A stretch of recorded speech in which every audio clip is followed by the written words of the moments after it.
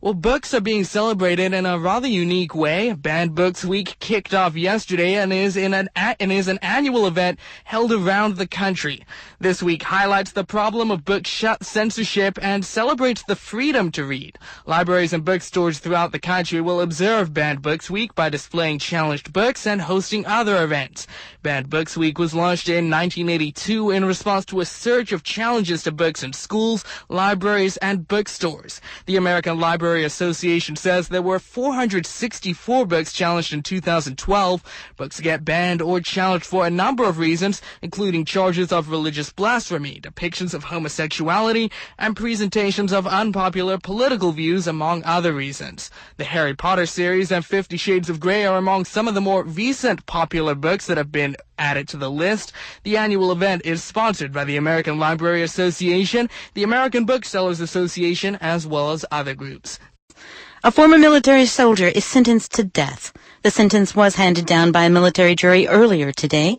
Army Major Nidal Hassan faces execution for killing 13 people at Fort Hood during a shooting rampage in 2009. The jury found Hassan guilty last Wednesday of the attack, which also wounded more than 30 people. Hassan acted as his own attorney during the trial, but he seldom spoke, called no witnesses, and offered no defense. Many trial watchers believe Hassan wanted to receive the death penalty in order to become a martyr. Hassan admitted to the shooting, but was not allowed by the judge to use the argument that he committed the killings to protect Muslim insurgents fighting in Iraq and Afghanistan. Legal experts say before the execution takes place, the sentence will be delayed by years, perhaps decades of appeals.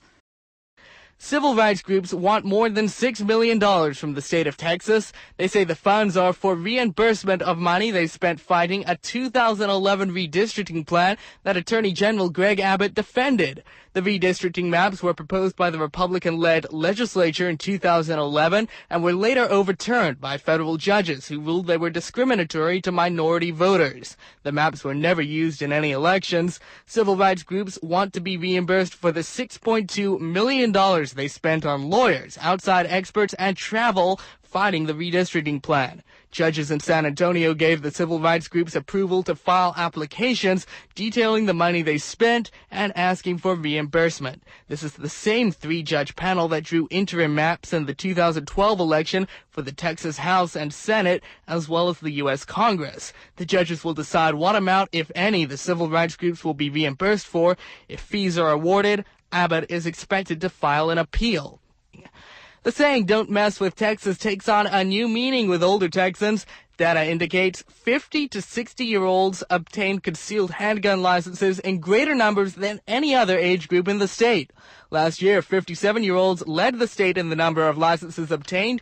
In recent years, Texans aged 63, 52, 61, and 60 have all led all other age groups. Statewide, there are more than 580,000 active concealed handgun licenses, and Harris County residents lead the state. Harris County accounts for between 15 and 16% of concealed handgun license applicants in the past 5 years. President Barack Obama says he will not negotiate with Republicans over an extension on the U.S. debt ceiling. A battle over the budget is looming, with a deadline fast approaching. Obama challenged Republicans to pass a budget and end their threats of a government shutdown.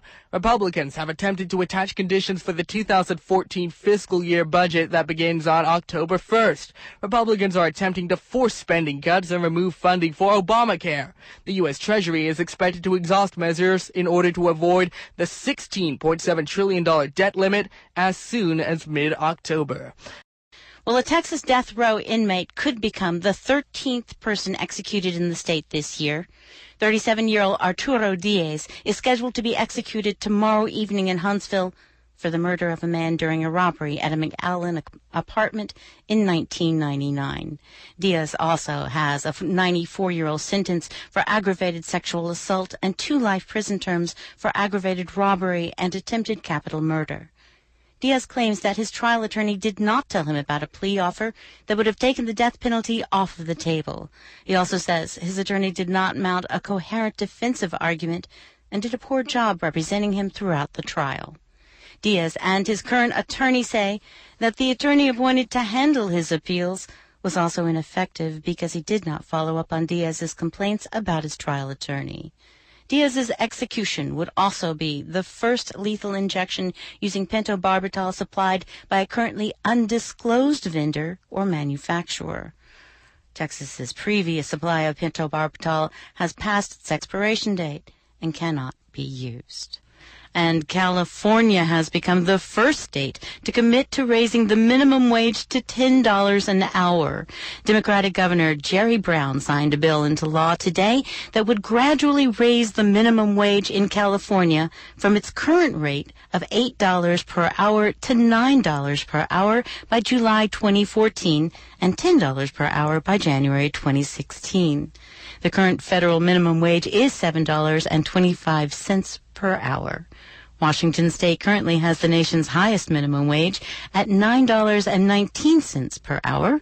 The measure won support from Democrats in both the California State Senate and Assembly, but it was opposed by many Republicans who say it will hurt small businesses and cost low-wage workers their jobs.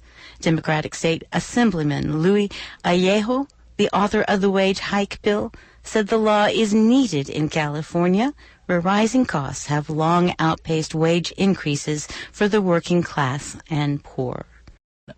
Starting September 1st, if you illegally pass a school bus in Texas, you'll have to dig deeper into your pockets. The fine for passing a school bus increases to $1,250. The Department of Public Safety says the maximum fine will increase from the previous high of $1,000.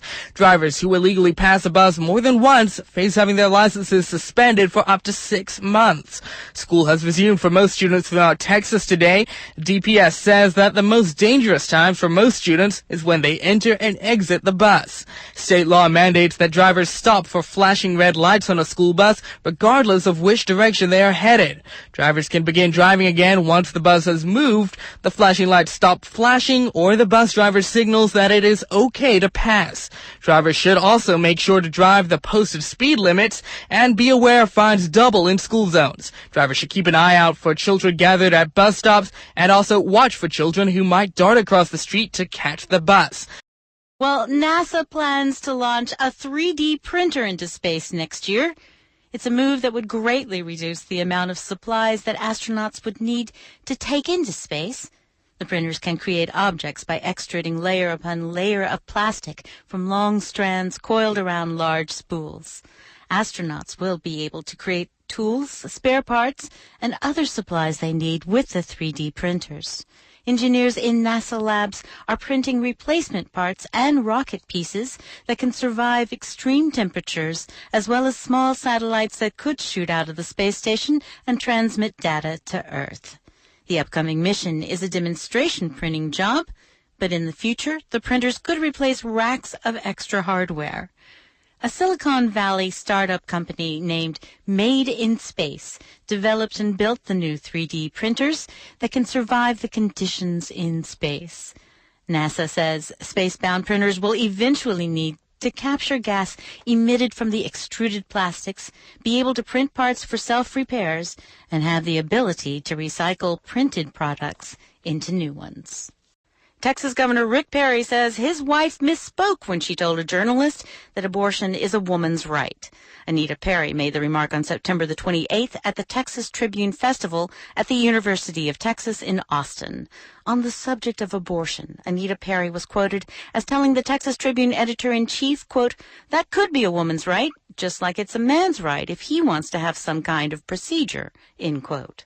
Governor Perry told reporters at a campaign event in Smithville, New Jersey, for U.S. Senate candidate Steve Longan, quote, "From time to time, we'll stick in the wrong word in the wrong place, and you pounce upon it," end quote. Governor Perry led the charge for new regulations and limits on abortions in Texas, and he signed into law a bill on July the 18th that bans abortions beyond 20 weeks gestation. Well, NASA employees in Clear Lake may be the group being most impacted by the government shutdown in the Houston area. 3,000 employees at the Johnson Space Center got the word that they had been furloughed on yesterday.